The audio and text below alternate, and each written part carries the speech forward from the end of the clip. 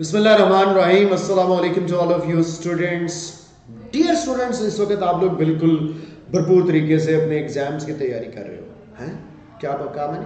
तैयारी कर रहे हो भाई। देखें, सीधी सी बात है, मैंने स्टूडेंट्स की प्रेपरेशन का जो लेवल चेक किया है उसके मुताबिक यही they are of course struggling, maximum अपनी एफर्ट पुट करें। और आप लोगों की एफर्ट को मजीद बढ़ाने के लिए कॉलेज की तरफ से जो आप लोगों के एंडिंग चैप्टर्स हैं कुछ, उनको ऑनलाइन पढ़ाने के लिए बंदा नाचीज़ हाजिर है। और कॉलेज में आप लोग आ रहे हो, अपने करंट जो लेक्चर्स चल रहे हैं वो तो ले रहे हो, साथ साथ में एडिशनल वीडियो लेक्चर्स को भी आप लोगों के लिए जो है वो स्टार्ट किया गया है। एंड ऑफ कोर्स ये एक बहुत अच्छा और पॉजिटिव इनिशिएटिव है आप लोगों की तैयारी के हवाले से, बिकॉज आप लोगों को मैक्सिमम से मैक्सिमम टेस्ट देने का मौका मिले, आपका as early as possible syllabus जो है वो फाइनलाइज हो। मेरे पास इस वक्त जो चैप्टर है वो चैप्टर नंबर 10 है। मैंने चैप्टर 10 फिर 9 और फिर रिवर्स में चैप्टर 8 को कंटिन्यू करना है। चैप्टर 8 के कुछ लेक्चर्स ऑलरेडी पहले मैंने रिकॉर्ड किए हैं, बट हम लोग इस वक्त सबसे पहले चैप्टर नंबर 10 को फाइनलाइज करने जा रहे हैं। काफी इंपॉर्टेंट टॉपिक है यूएचएस के हवाले से, यानी कि एंटीडस के हवाले से, यूईटी के हवाले से। ये ना सिर्फ इंपॉर्टेंट है रिगार्डिंग योर एफएससी, बल्कि आगे इसके अंदर एक निहायत इंपॉर्टेंट टॉपिक आता है इलेक्ट्रोकेमिकल सीरीज का, जो कि एक ऐसा यूनिवर्सल किस्म का टॉपिक है जो दुनिया जहान के हर टाइप के पेपर के अंदर जो है वो मौजूद होता है। तो ये आप लोगों के लिए एक बड़ी इंपॉर्टेंट और ख़ास बात है जो आप लोगों ने अच्छे तरीके से ज़हन में रख लेनी है। तो मैं without any wastage of the time आप लोगों को इलेक्ट्रोकेमिस्ट्री वाले चैप्टर का आगाज़ करवाना चाहता हूँ। और इसमें आप लोग सबसे पहले देखेंगे कि इलेक्ट्रोकेमिस्ट्री कहते किसे हैं। इलेक्ट्रोकेमिस्ट्री के बारे में देखिए आप लोगों के सामने, it is the study of the interconversion of, किसकी interconversion? Chemical energy and electrical energy. कहने का मतलब ये है कि हम लोगों ने इलेक्ट्रोकेमिस्ट्री में केमिकल एनर्जी को इलेक्ट्रिकल एनर्जी में कन्वर्ट करना है, यानी कि दो एनर्जी की फॉर्म्स को आपस में इंटर कन्वर्ट करना है। मीन टू से आपके पास जो केमिकल्स की एनर्जी होगी उसको इलेक्ट्रिसिटी में कन्वर्ट कर दिया जाएगा, यानी कि इलेक्ट्रिकल एनर्जी, और इलेक्ट्रिकल एनर्जी को केमिकल एनर्जी में कन्वर्ट किया जाएगा। शॉर्ट फॉर्म में बात करूं तो इलेक्ट्रिकल एनर्जी कन्वर्ट की जाएगी केमिकल एनर्जी में, और केमिकल एनर्जी कन्वर्ट की जाएगी इलेक्ट्रिकल एनर्जी में। तो ये सिनेरियो है इस वक्त आप लोगों के सामने, जो कि यहाँ पर हमारे पास इस इलेक्ट्रोकेमिस्ट्री में डिस्कस किया जाता है। क्या सीखा? Conversion of electrical energy into chemical and chemical energy into electrical. इस पर्पस के लिए कुछ डिवाइसेस यूज होती हैं, उन डिवाइसेस को बोला जाता है इलेक्ट्रोकेमिकल सेल्स। यानी कि मैंने क्या बोला? The devices used for this purpose. किस पर्पस के लिए? केमिकल एनर्जी को इलेक्ट्रिकल और इलेक्ट्रिकल एनर्जी को केमिकल एनर्जी में कन्वर्ट करने के लिए जो डिवाइसेस हम लोग यूज करते हैं, उन डिवाइसेस को इलेक्ट्रोकेमिकल सेल्स का नाम दिया जाता है। इलेक्ट्रोकेमिकल सेल्स जनाबे वाली दो टाइप्स के होते हैं, एक उसमें से इलेक्ट्रोलाइटिक सेल होता है और दूसरा उसमें गैल्वानिक या वोल्टिक सेल। यानी कि हम लोगों ने सबसे पहले दो टाइप्स के सेल्स पढ़ने हैं, इलेक्ट्रोलाइटिक सेल और गैल्वानिक सेल। आपके एफएससी के टेक्स्ट बुक में इसका आगाज जो है, इसका आगाज पता कहां से होता है? आपकी इसके अंदर चैप्टर 10 एफएससी की बुक के अंदर इसका आगाज होता है ऑक्सीडेशन स्टेट की कैलकुलेशन। ऑक्सीडेशन स्टेट के बाद बैलेंसिंग ऑफ रेडॉक्स इक्वेशंस, इसके ऊपर बातचीत होती है। मगर हमने ऐसा नहीं करना, हम सबसे पहले इलेक्ट्रोलाइटिक सेल और गैल्वानिक सेल में डिफरेंस पढ़ेंगे और इसकी एप्लीकेशंस के ऊपर जो है वो बात करेंगे। आइए जरा स्टार्ट करते हैं, आगाज करते हैं। इलेक्ट्रोकेमिकल सेल्स की दो टाइप्स में हम लोग डिफरेंस पढ़ने लगे हैं, कंपैरिजन पढ़ने लगे हैं। एक इसमें से हमारे पास जो है वो मौजूद है इलेक्ट्रोलाइटिक सेल, और दूसरा हमारे पास मौजूद है गैल्वानिक सेल। इलेक्ट्रोलाइटिक सेल क्या होता है? द इलेक्ट्रोकेमिकल सेल जो कि इलेक्ट्रिकल एनर्जी को कन्वर्ट करता है केमिकल एनर्जी में, उसको कहते हैं इलेक्ट्रोलाइटिक सेल। यानी कि इलेक्ट्रिकल एनर्जी और केमिकल एनर्जी में से अगर हम देखें तो हमारे पास जो केमिकल और इलेक्ट्रिकल एनर्जी की इंटर कन्वर्जन के लिए यूज किए जाने वाले सेल्स हैं, उसमें से ये किस कैटेगरी में आता है कि अगर आपके पास इलेक्ट्रिकल एनर्जी है तो ये इलेक्ट्रिकल एनर्जी को केमिकल एनर्जी में कन्वर्ट करेगा। क्या मतलब, इसमें नॉन स्पॉन्टेनियस रिडॉक्स रिएक्शन होगा, यानी कि एक ऐसा रिएक्शन जो खुद ब खुद नहीं हो पाता, जिसको करवाने के लिए बैटरी की ज़रूरत होती है, एक्सटर्नल डीसी सोर्स की ज़रूरत होती है, वो कहलाता है नॉन स्पॉन्टेनियस रिडॉक्स रिएक्शन। और ये कैरिड आउट किया जाता है bye means of electricity used, जो कि इलेक्ट्रोलिटिक सेल की खास बात है कि इसमें इलेक्ट्रिसिटी यूज्ड होती है। अब इसके अंदर जिस तरह मैंने बोल दिया, इलेक्ट्रिसिटी क्या हो रही है, कंज्यूम, यानी कि आपकी जो इलेक्ट्रिकल एनर्जी है वो केमिकल एनर्जी में जाएगी, आपको प्रोडक्ट जो है वो केमिकल्स मिलेंगे, आपको प्रोडक्ट क्या मिलेंगे, केमिकल्स मिलेंगे। इसके बरक्स दूसरी तरफ देखें, गैल्वानिक या वोल्टिक सेल में क्या होता है, इलेक्ट्रोकेमिकल सेल जिसमें chemical energy is converted into electrical energy, क्या कहलाता है, गैल्वानिक सेल। यानी कि केमिकल एनर्जी इलेक्ट्रिकल एनर्जी में कन्वर्ट की जाती है, तो ये हमारे पास जो है वो गैल्वानिक सेल कहलाता है। यानी कि बिल्कुल ऑपोजिट, क्या कहेंगे कि आपके पास केमिकल्स हैं और केमिकल्स की मदद से आप इलेक्ट्रिसिटी बना रहे हैं, यानी कि इलेक्ट्रिकल एनर्जी बना रहे हैं, बिल्कुल एंटायरली ऑपोजिट है इलेक्ट्रोलाइटिक सेल का। यहाँ पे हम लोगों ने नॉन स्पॉन्टेनियस रिडॉक्स रिएक्शन पढ़ा था, जिसके लिए बैटरी रिक्वायर्ड थी। यहाँ पे एक स्पॉन्टेनियस रिडॉक्स रिएक्शन होगा जो कि केमिकल्स की बेस पर होगा, और ये गैल्वानिक सेल की खास बात है, इसमें इलेक्ट्रिसिटी कंज्यूम होने की बजाय इलेक्ट्रिसिटी प्रोड्यूस होती है। यानी कि एक तरफ इलेक्ट्रिसिटी कंज्यूम हो रही है तो दूसरी तरफ इलेक्ट्रिसिटी जो है वो प्रोड्यूस हो रही है। तो ये मेजर डिफरेंस है दोनों के अंदर, जो आप लोगों ने इस वक्त जो है वो देखा। अगला डिफरेंस देखते हैं कि इलेक्ट्रोलिटिक सेल के अंदर अगर हम लोग देखें तो just a minute, yes, electrolytic cell के अंदर जो प्रोडक्ट है वो यूजफुल केमिकल्स होते हैं और eight the cost of electricity. जनाब ये शॉर्ट क्वेश्चन में भी डिफरेंस आ सकता है, इसके अंदर से लॉन्ग क्वेश्चन के अंदर भी ये डिफरेंस आ सकता है, इंपॉर्टेंट टॉपिक है। तो products are useful chemicals at the cost of electricity, दूसरी तरफ आते हैं यहाँ पे जो प्रोडक्ट है वो इलेक्ट्रिसिटी है और केमिकल्स जो है वो कंज्यूम हो जाते हैं। यानी कि एक तरफ केमिकल्स ने इलेक्ट्रिसिटी प्रोड्यूस करनी है और एक तरफ इलेक्ट्रिसिटी ने केमिकल्स प्रोड्यूस करने हैं। इसमें बैटरी यूज होती है क्योंकि ये कॉस्ट ऑफ द बैटरी ही या डीसी सोर्स की बेस पर रिएक्शन होता है। इसमें बैटरी रिक्वायर नहीं होती, बल्कि ये खुद बैटरी के तौर पे एक्ट कर सकते हैं। You know they are the electricity producers. समझ रहे हो ना बात, इलेक्ट्रिसिटी प्रोड्यूस करना इनका काम है।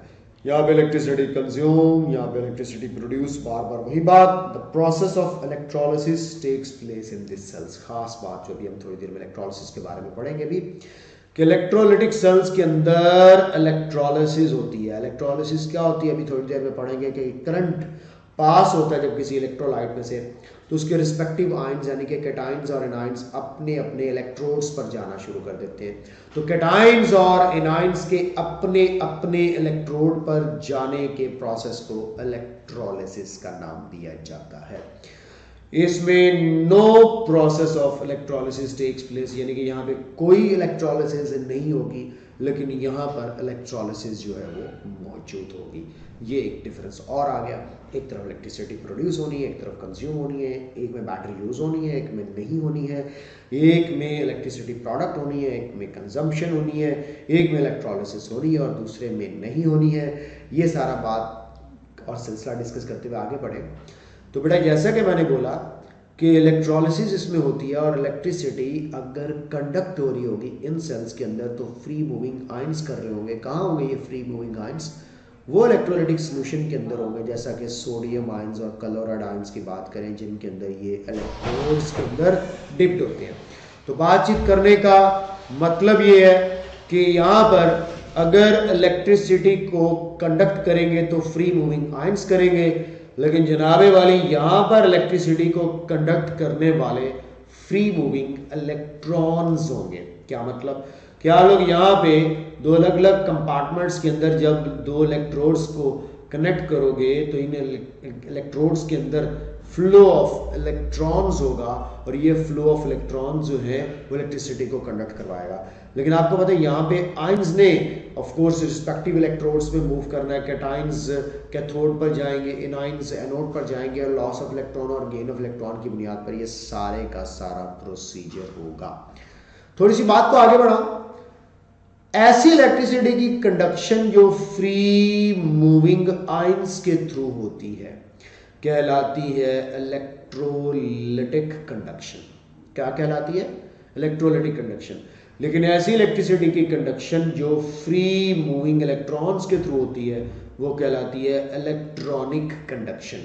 यानी कि एक तरफ इलेक्ट्रॉनिक कंडक्शन है और एक तरफ इलेक्ट्रोलिटिक कंडक्शन है। यानी कि ये रही इलेक्ट्रोलिटिक कंडक्शन और ये रही इलेक्ट्रॉनिक कंडक्शन। दो टाइप की कंडक्शंस होती हैं, जब इलेक्ट्रॉन्स के थ्रू हो रही हो तो इलेक्ट्रोलिटिक और जब आयंस के थ्रू हो रही हो तो इलेक्ट्रोलिटिक। आयंस के थ्रू इलेक्ट्रोलिटिक और इलेक्ट्रॉन्स के थ्रू इलेक्ट्रॉनिक। तो इलेक्ट्रॉन जब कंडक्ट करते हैं तो इलेक्ट्रॉनिक कंडक्शन कहलाती है, ये ज़हन में रख लीजिएगा। और जब आयंस के थ्रू होती है तो इलेक्ट्रोलिटिक कंडक्शन कहलाती है। आगे बढ़ते हैं, इसमें इनर्ट इलेक्ट्रोड्स यूज होते हैं, जैसा कि स्टील का हो गया, ग्रेफाइट का हो गया, इस तरह के इलेक्ट्रोड्स, यानी कि इनर्ट इलेक्ट्रोड्स जो खुद रिएक्शन में हिस्सा नहीं लेते वो इनर्ट इलेक्ट्रोड्स हैं। यहां पर रिएक्टिव इलेक्ट्रोड्स यूज किए जाते हैं, जैसा कि कॉपर हो गया, जिंक हो गया, एटसेट्रा। यानी कि एक तरफ हमारे पास जो है जो इलेक्ट्रोड्स यूज हो रहे हैं डेफिनेटली वो इलेक्ट्रोड्स है वो इनर्ट है, जैसा कि स्टील और ग्रेफाइट की बात करें। दूसरी तरफ आ जाएं, जो इलेक्ट्रोड्स यूज हो रहे हैं वो हमारे पास जिंक और कॉपर जैसे हैं, जो खुद बाकायदा तौर पर शामिल हो जाते हैं इलेक्ट्रिसिटी की कंडक्शन के अंदर और गेन और लॉस ऑफ इलेक्ट्रॉन के अंदर। तो बेटा आप लोगों ने अब तक जितने भी डिफरेंसेस पढ़े उसको गो थ्रू करें। केमिकल एनर्जी को इलेक्ट्रिकल और इलेक्ट्रिकल को केमिकल। उसके बाद एक में नॉन स्पॉन्टेनियस और दूसरे में स्पॉन्टेनियस। एक में इलेक्ट्रिसिटी कंज्यूम और एक में इलेक्ट्रिसिटी प्रोड्यूस। एक में बैटरी यूज और एक में नहीं यूज होती क्योंकि वो खुद बैटरी का काम करते हैं। एक में इलेक्ट्रिसिटी जो है वो आयंस कंडक्ट करते हैं और एक में इलेक्ट्रॉन्स कंडक्ट करते हैं। एक ही इलेक्ट्रिसिटी की कंडक्शन इलेक्ट्रोलिटिक कंडक्शन कहलाती है जो आयंस के थ्रू होती है, और दूसरी इलेक्ट्रॉनिक कंडक्शन कहलाती है जो इलेक्ट्रॉन्स के थ्रू होती है। एक में इनर्ट इलेक्ट्रोड्स यूज होते हैं जैसा कि स्टील और ग्रेफाइट है, और दूसरे के अंदर हमारे पास जो है वो रिएक्टिव इलेक्ट्रोड्स यूज होते हैं जैसा कि कॉपर और जिंक है। थोड़ा सा आगे चलो, एक और बड़ा इंपॉर्टेंट पॉइंट आ गया। देखो कितने पॉइंट्स बता दिए। These are more than enough for you, not only for your FSc but also for entry test. बट ये लेक्चर्स आप लोगों को एंटीटेस्ट में कितना फायदा देंगे आपकी सोच है। एनोड जो है यहाँ पे हमारे पास जो है वो पॉजिटिव होता है और कैथोड पर नेगेटिव चार्ज होगा। दूसरी तरफ उल्टा कर देना है, anode is negative and cathode is positive. This is the important thing. Examples में आ जाते हैं, यहाँ पे डाउन सेल और नेल्सन सेल एग्जांपल है, और यहाँ पे डैनियल सेल जिसको दानियाल सेल भी कह सकते हैं। Lead storage battery and all modern batteries. Modern batteries आपके स्मार्ट सिलेबस में नहीं है, लेकिन फिर भी आप लोगों को एक छोटा सा टेबल बता दूंगा जिसमें हर मॉडर्न बैटरी इस इन अ सेंस ऑफ एमसीक्यू आ सकती है कि एनोड के तौर पे कनेक्ट करता है, कैथोड पे तौर पे कनेक्ट करता है, ये सारी की सारी बातें। तो अभी मैंने आपके सामने एक कंपैरिजन डिस्कस किया और वो था इलेक्ट्रोलिटिक सेल और गैल्वानिक सेल के अंदर। आगे क्या बढ़ना चाहता हूं, एक एक डायग्राम दिखाना चाहता हूं। बेटे सबसे पहले इलेक्ट्रोलिटिक सेल को समझते हैं, उसके बाद आप लोगों को इलेक्ट्रोलिसिस और आयोनाइजेशन में फ़र्क बताऊंगा। फिर अभी थोड़ा सा जो आइडिया दिया इलेक्ट्रोलिटिक कंडक्शन और इलेक्ट्रॉनिक कंडक्शन में क्या फ़र्क है ये बताऊंगा। इलेक्ट्रोलिसिस के प्रोसेस की एप्लीकेशंस समझाऊंगा आपको, ताकि आपको पता चले कि कौन कौन सा प्रोसेस है एप्लीकेशंस ऑफ इलेक्ट्रोलिसिस के हवाले से, कौन कौन सा केमिकल बनेगा एनोड पर और कौन कौन सा बनेगा कैथोड पर, ये सारी की सारी बातें। उसके बाद फिर हम लोग जो है वो इलेक्ट्रोड पोटेंशियल और गैल्वानिक सेल की तरफ बढ़ेंगे। यानी कि हमने पहले जो डिटेल अब इस वक्त पढ़नी है वो कौन से सेल की पढ़नी है, वो इलेक्ट्रोलिटिक सेल की पढ़नी है।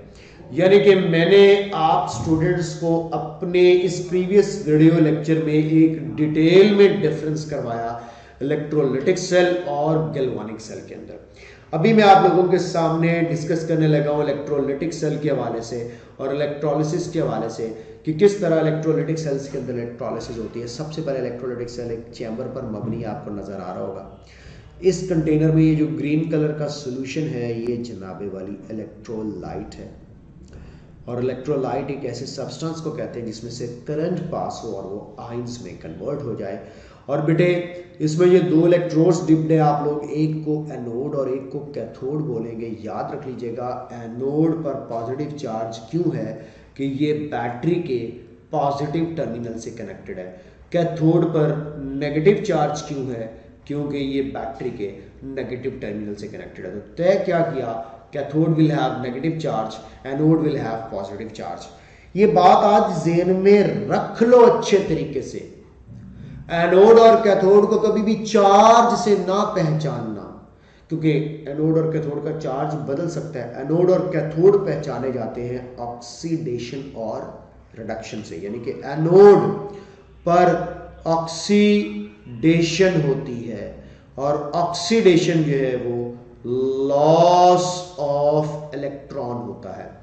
कैथोड पर हमेशा रिडक्शन होती है और रिडक्शन गेन ऑफ इलेक्ट्रॉन होता है। यानी कि एनोड और कैथोड पहचाने जाएंगे ऑक्सीडेशन और रिडक्शन से, चार्ज की बेस पर नहीं पहचाने जाएंगे। किस बेस पर पहचाने जाएंगे, ऑक्सीडेशन और रिडक्शन। लो जनाब, इसमें आपके पास जो इलेक्ट्रोलाइट है, फॉर एग्जांपल आपने इसमें जो इलेक्ट्रोलाइट लिया हुआ वो लिया हुआ है मोल्टन सोडियम क्लोराइड। जब सोडियम क्लोराइड को मेल्ट करेंगे तो जनाबे वाली सोडियम आयंस अलग होंगे और क्लोराइड आयंस अलग होंगे।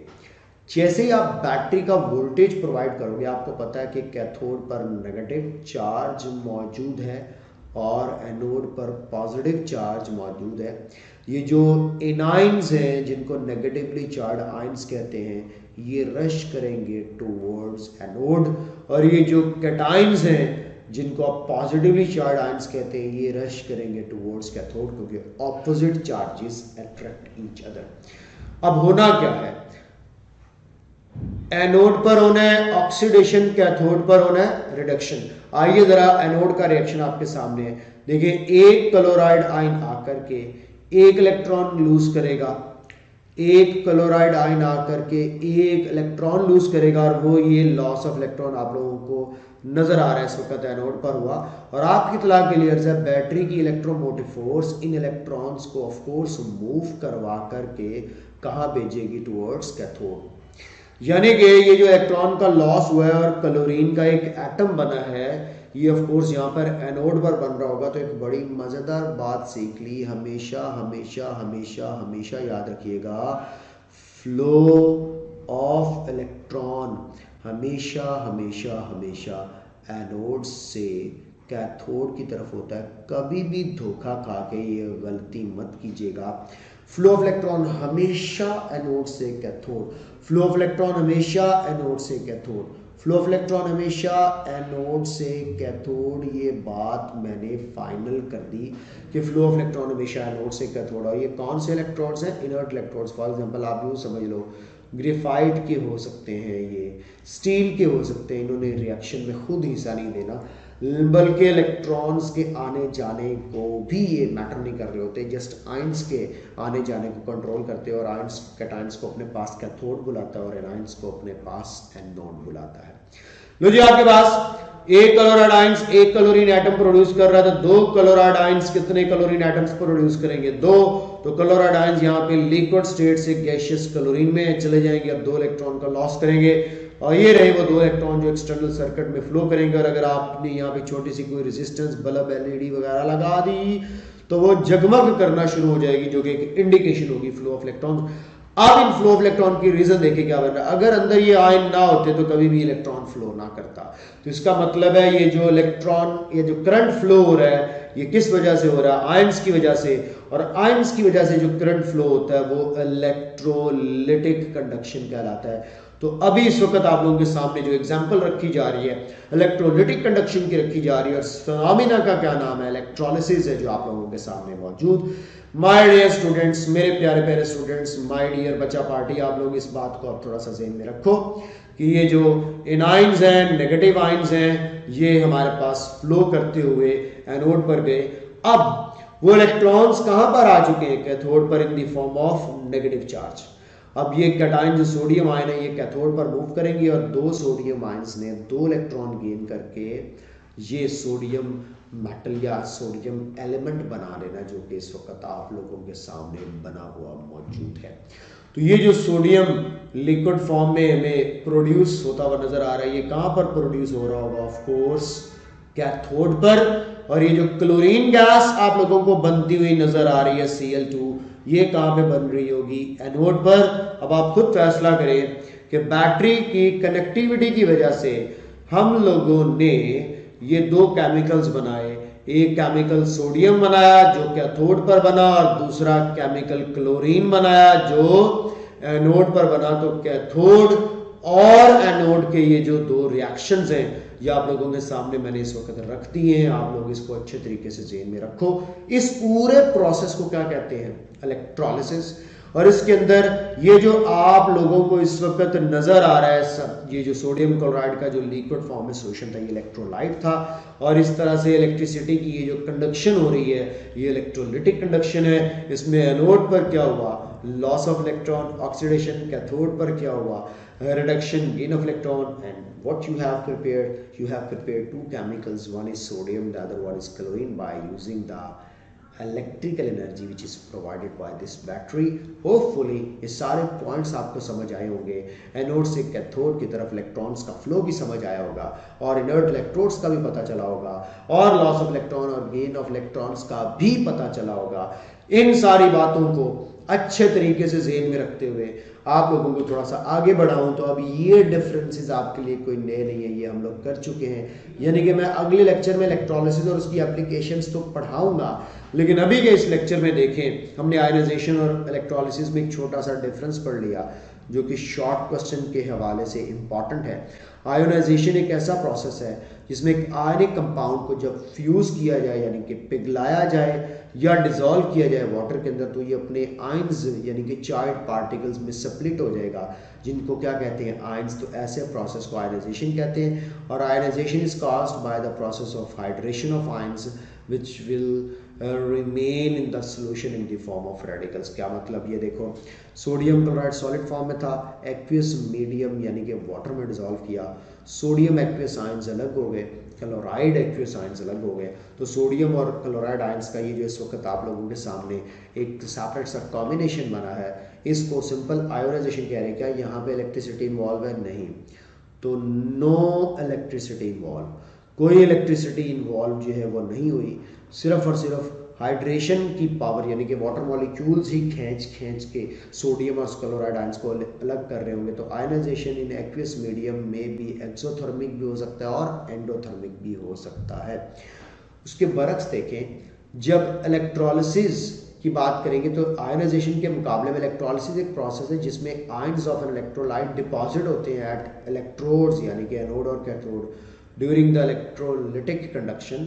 और इसमें इलेक्ट्रोलिसिस काज होती है बाय द इलेक्ट्रिक करंट, जब सोल्यूशन में से पास करवाया जाता है अपने अपने रिस्पेक्टिव इलेक्ट्रोड्स एनोड और कैथोड पर आयंस मूव करके जाते हैं, जैसा कि मैंने अभी आपको थोड़ी देर पहले समझाया। ये हो रही थी इलेक्ट्रोलिसिस। तो इलेक्ट्रोलिसिस में फ्यूज्ड अगर सोडियम क्लोराइड हो उसके हवाले से इलेक्ट्रोलिसिस करवाई जाए, तो सोडियम क्लोराइड फ्यूज्ड जब इलेक्ट्रोलाइट होगा तो सोडियम मेटल बनाएगा और साथ में क्लोरीन गैस बनाएगा। अभी थोड़ी देर पहले हम लोगों ने ये कहा, और ये लिक्विड फॉर्म में हमें ऑब्टेन होगी मोस्ट ऑफ द केसेस में, जिस तरह ये सोडियम बनी लिक्विड फॉर्म के अंदर और इसी तरह जो है यहाँ पे क्लोरीन बनी गैसियस स्टेट के अंदर। तो यही बात यहाँ पर बताई गई है। तो ये था डिफरेंस आयनाइजेशन और इलेक्ट्रोलिसिस। फ़र्क वाज़ेह है, इसमें कोई जो है वो इन्वॉल्व नहीं हुआ। आयनाइजेशन में करंट, यहाँ पे इलेक्ट्रोलिसिस में करंट इन्वॉल्व हुआ है। अब इलेक्ट्रोलिटिक कंडक्शन और इलेक्ट्रॉनिक कंडक्शन भी कोई मुश्किल काम नहीं आप लोगों के लिए समझना। Movement of ionic charges through the liquid brought by the application of electricity is called electrolytic conduction. In this type of conduction, electricity is conducted by free moving ions. That's it.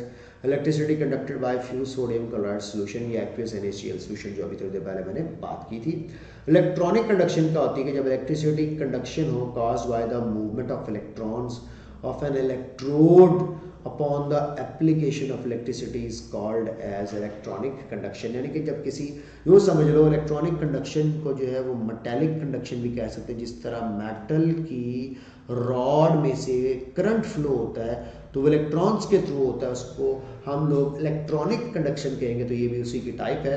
This type of conduction is carried out in galvanic cell या voltaic cell, और ये कहाँ पर होती है, electrolytic cell में, जो भी हम लोगों ने पढ़ा।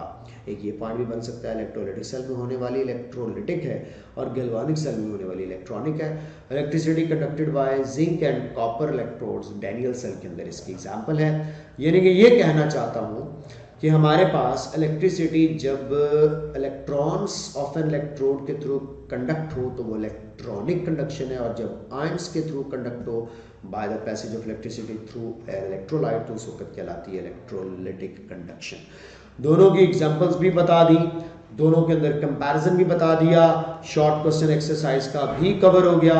इलेक्ट्रोलिटिक और इलेक्ट्रॉनिक कंडक्शन में क्या डिफरेंस है, आयनाइजेशन और इलेक्ट्रोलिसिस में क्या डिफरेंस है, एक इलेक्ट्रोलिटिक सेल क्या होता है, कैसे वर्किंग करता है, ये भी आप लोगों को पता चल गया। और इलेक्ट्रोलिटिक सेल और गैल्वानिक सेल में क्या डिफरेंस है ये पता चल गया। और की दसा थानू मेरे प्यारे प्यारे बच्चों, सटे कॉलेज के शहजादों और शहजादियों, अगला लेक्चर देखना, उसमें मैं इलेक्ट्रोलिसिस और प्रोसेस डिटेल में बताकर इसकी एप्लीकेशंस आप लोगों के साथ डिस्कस करने जा रहा हूँ। Take care of yourself and bye bye.